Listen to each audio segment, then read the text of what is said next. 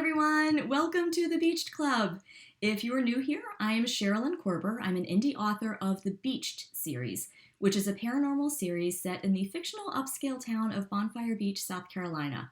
Every Friday night this summer, I'll be kicking off a beach weekend with a new video in which I share some inside scoops and backstory on Bonfire Beach and the people who live there.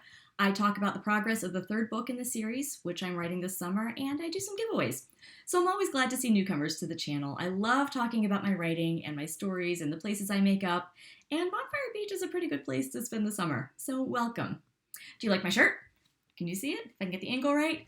Cafe Peach Street is the local coffee house in Bonfire Beach, and it plays a kind of significant role in the second book in the Beached series and in the life of my main character, a psychic man by the name of Stacy Storm.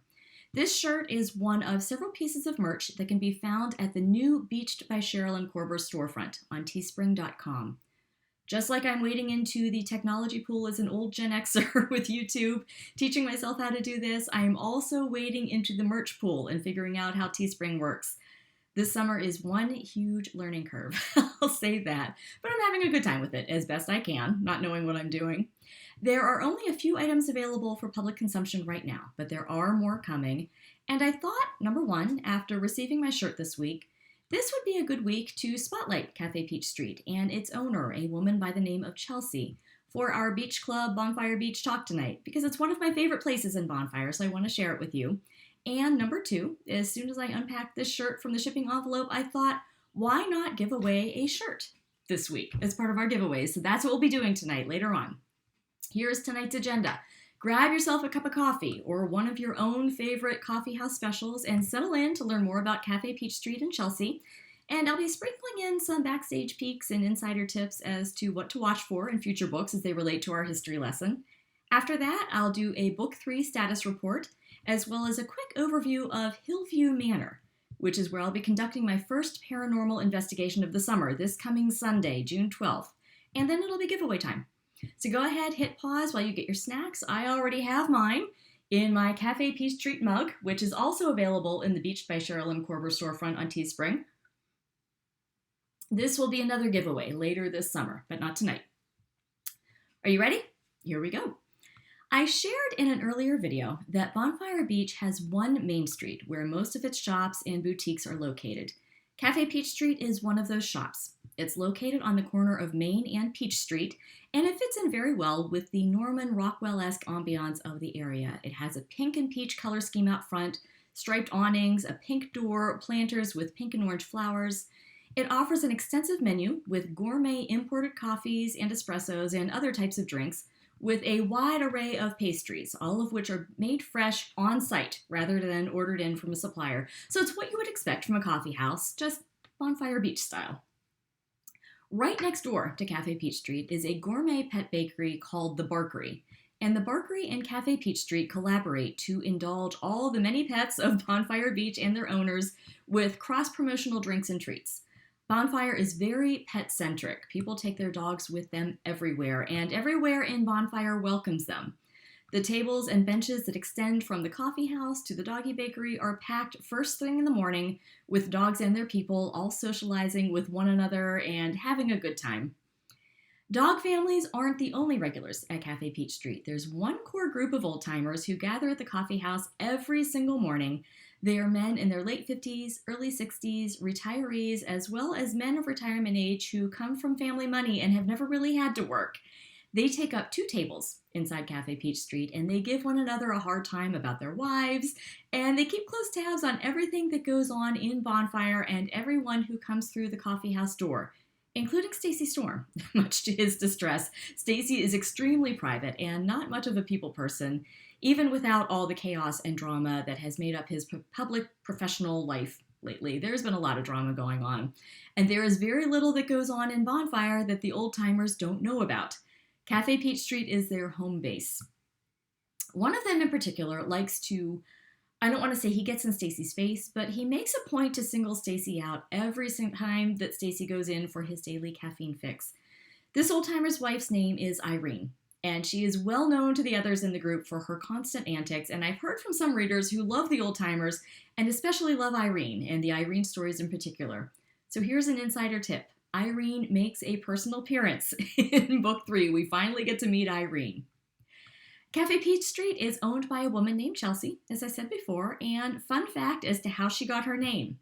I had a launch party on the Sherilyn Corber Facebook page when the first book in the series, Beached 101 Pilot, was released, and I did a number of giveaways then. One of those giveaways was the bragging right of having a character named after you in the next book in the series. The winner of that giveaway was named Chelsea, so here she is. The real life Chelsea does not own a coffee house. There is no similarity there. It's just the name. Incidentally, backstage peek, I had not planned for Chelsea to become a major character. I knew she would own Cafe Peach Street, but I honestly hadn't expected her to come to play the role that she plays in Stacy's life and in the series. That happens a lot, actually. When I sit down to actually write out the story, I go by an outline, but the outline changes as I go, and some characters sort of take over and evolve and become major players, and Chelsea was one of them. And now I can't even imagine Bonfire Beach or the series without her, which I love when that happens. So Chelsea makes her appearance in Book 2, as does Cafe Peach Street. Book 2 is Beached 102, Low Tide. Quite a few readers instantly became Team Chelsea when it comes to Stacy and, a potential expanded role that she might play. And I am sorry to say, unfortunately, that is not going to happen. And I say unfortunately because I really like Chelsea too. I have really come to like Chelsea. But Chelsea is only meant to be Stacy's friend.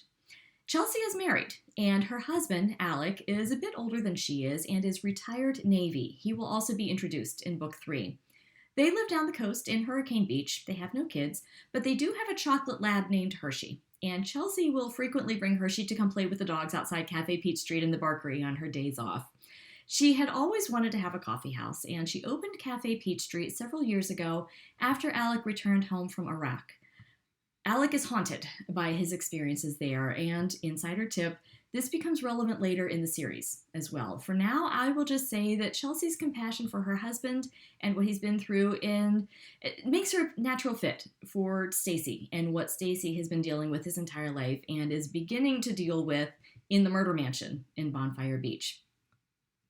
One of Chelsea's employees at Cafe Peach Street also becomes very relevant later in the series.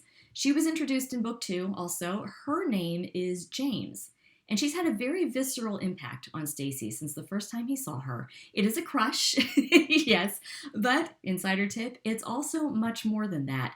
He just doesn't know exactly what it is yet, and neither do the readers, but you will. So, as you can probably tell, Cafe Peach Street is an integral part of Bonfire Beach society and of the story in more ways than one. Overall, bottom line, it's a fun place to hang out when I'm writing. I love the atmosphere that I get to create there, and it's so much fun bringing characters in and out and seeing the old-timers have a good time. I just like to go there. I'm excited to make it an even bigger part of the series in the future, because it will. So speaking of the future, this is the perfect segue. This week, I sat down with my notes and a stack of sticky notes, and I started plotting out exactly where each little piece needs to go in the structure of Book 3. I always keep a running list of things I want to include in an upcoming book, whether it's a new character or an event or a specific scene that I envision. And then when it comes time to start plotting, I have everything all together. I can show you my book here. Here it is. Confession time. I would forget a good bit. Otherwise, my entire life runs on notes and to-do lists. And anyway, I'm going item by item through that list. I'm plotting on my W, and I mean that literally. I draw a huge W, and I stick my sticky notes on it. I use the W plot method. Here it is. I can't show you my actual W with all my notes because I don't want to give anything away, but this at least shows you what I'm talking about. You can see pretty much exactly what needs to happen where in terms of story structure. This is combined with what I actually see in my head happening throughout the story. It helps me hit the plot points that I need to hit. And I have begun weaving all my sticky notes together, started forming the story. I now have a good sense of where all the holes are, and I've begun filling those in. I said in an earlier video that there are 3 more books in this first season after Book 3, and I know what will be happening in each of those. So knowing that makes it easier for me to fill out the plot of Book 3. And I can start setting the foundation for those books now in all of this. And I'm sure as I go through this process, I'm going to get a clearer picture of what will happen in the future. I've already started my lists of what happens in books 4 through 6, so I'll be ready to go when this process whole time comes around to sit down and start doing this again for book 4. And hopefully by next weekend, I'll have my W pretty well completed and I can start the actual writing. So that is where I'm at in terms of book 3. I told you I was doing a paranormal investigation this weekend. Here is where I am going. Again, regarding my showing you actual hard copies of things, bear with me. I am in the process of learning how to edit videos and insert images. I'm not quite there yet. These are photos from hauntedhillviewmanor.com. Oh, can't say that. hauntedhillviewmanor.com. That's where I'm going, and I will share some of my own photos that I take when I get there for the investigation. I haven't decided yet how to present and share the whole experience with you because I do want to do that. If there are specific things you'd like to hear about or see or what have you, feel free to leave your suggestions in the comments down below, and I will see what I can do. So that's another good segue. This leads us into giveaways. 2 giveaways again this week. One is the decal, which I have shown you before. You do not get the orange one. There we go. You don't get the orange one. I just put it on a piece of orange paper so you can see what it looks like. This is the one that you get. This is the decal. This is one of our giveaways. The other is the Cafe Peach Street shirt. Just so you know, if you win the shirt, it takes a little bit of time to get it to you because I need to order more. I don't have one physically on hand with me to give away, except for this one, which is now used, so that would just be wrong, so we won't do that. But at least this way, I will be able to order you the specific size that you request if you win. If you would like to win the decal, comment below and tell me if you have done a paranormal investigation and where you've investigated, or if you would like to do a paranormal investigation and where you would be interested in investigating. And if you would like to win the shirt, comment below and tell me what your favorite coffee house is in your area. And also, what is your favorite coffee house treat? Is it a drink? Is it a snack? Comment down below, let me know. You can enter to win both prizes if you wish, but you don't get to win both prizes. Only one prize per person. Winners will be chosen at random and notified privately. Please include in your entry, oh my gosh, I'm having trouble today. Include in your entry a way for me to get a hold of you if you win, whether it's an email address, a social media handle, whatever you're comfortable with, so long as it actually works and I can contact you. Deadline to enter is 7 p.m. Eastern Standard Time on Tuesday, June 14th. Double checking because I've had trouble with dates in the past. Tuesday, June 14th, 7 p.m. All entries must be posted to the comments down below by that time, Eastern Standard Time. So we are now officially into another summer weekend. I hope you have some fun things planned. Be sure to relax and enjoy and stay safe, and I will see you again next Friday night. Take care.